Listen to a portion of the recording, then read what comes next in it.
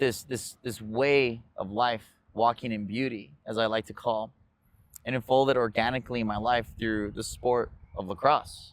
Mm. Not a lot of people know what it is. Not a lot of us know what it is because it's looked at as a rich sport, but in reality, it's an indigenous sport.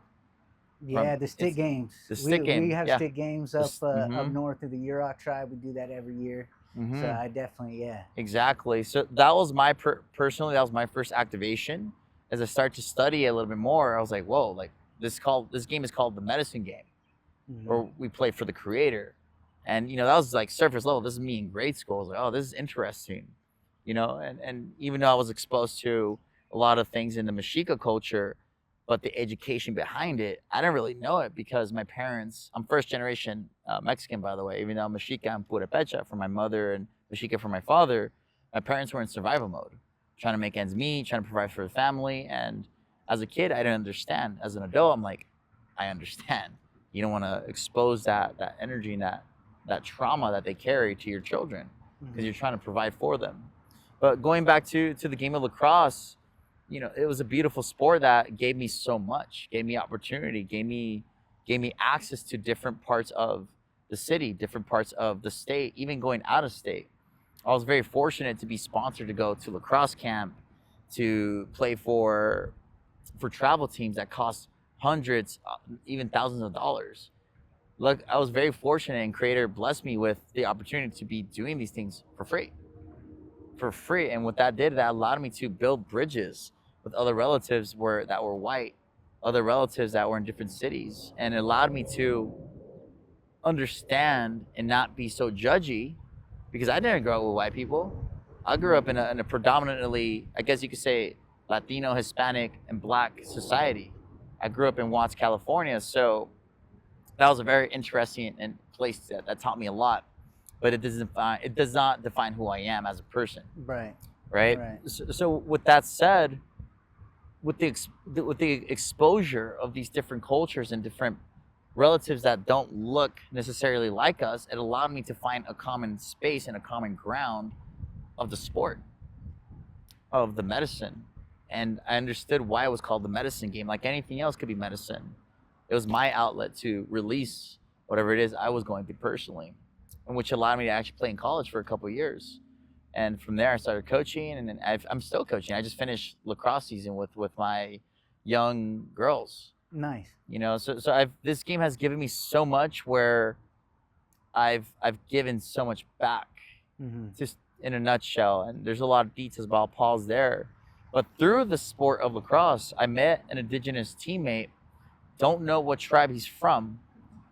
However, he sent me a peyote song from a Native American church. It was a Dene song, Navajo in other words, and it was called Good Relations by Kevin Yazzie.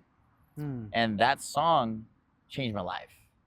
I was going through a lot of things personally, physically, post surgery that caused, like, flipped a switch, changed my mindset, slapped my ego.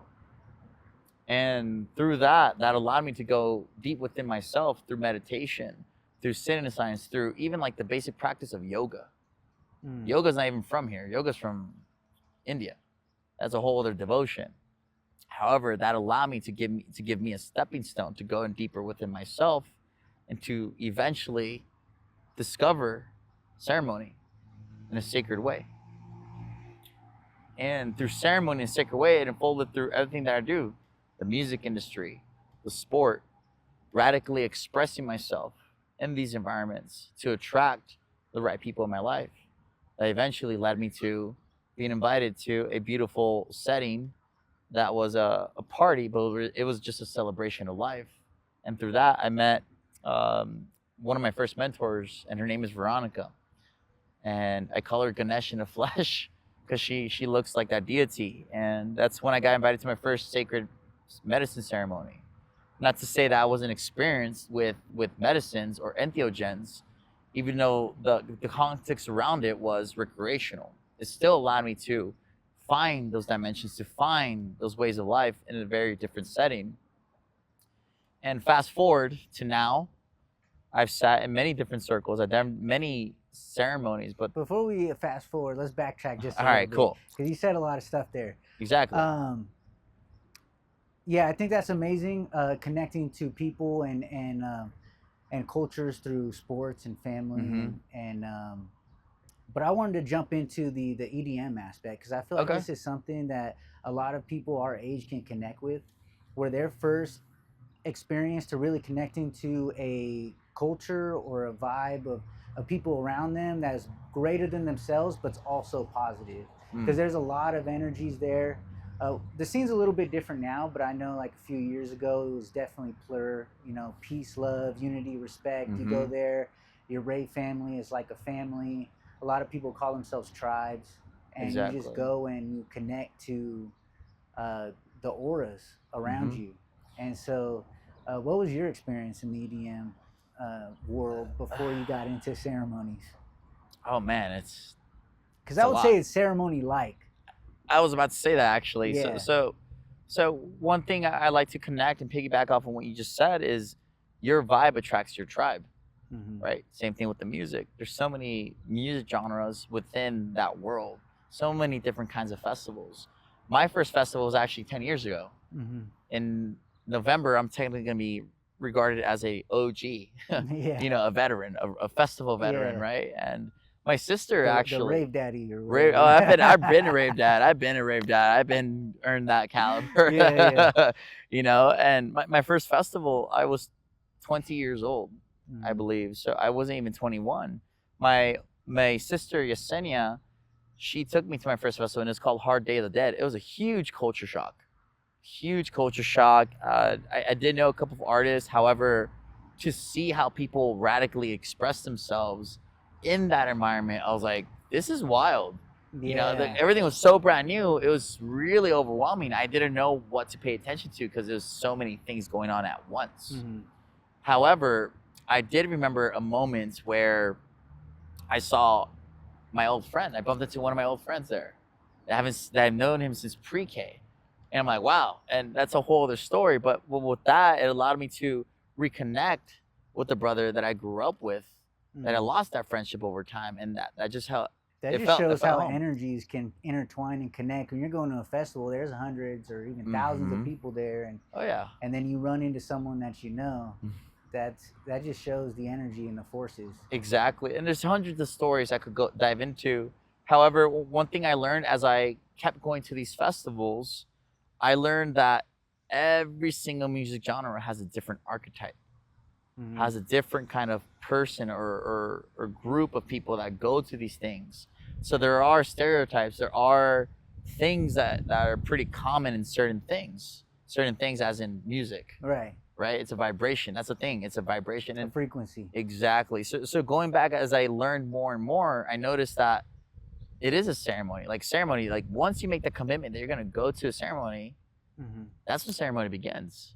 You gotta start preparing for it, mentally, physically, spiritually, right? And people do go and they go for a specific experience, which is depending on, like you said, your vibe, your tribe, your Mm-hmm. music, your aura, your frequency. If you want to go and headbang, you're going there to release, angers or whatever energy that you need to release out of your body. Or if you go to something like a Calvin Harris, you're there to just feel like a free spirit or be within love.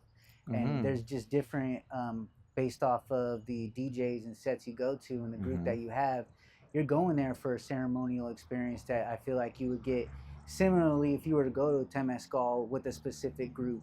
There's some people that are going for healing. There's some people that are going for love. There's some people that are going to connect to God and the free spirit. So Exactly. I wanted to draw that connection before we went and talked about some ceremonies, because a lot of people that are going to be watching this, they may want to reach out, they may want to understand, or they just might be interested in their culture.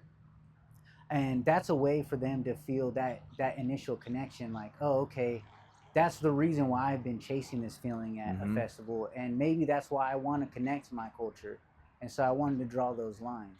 Absolutely. And one thing that I share with a lot of people is that everything's a pattern.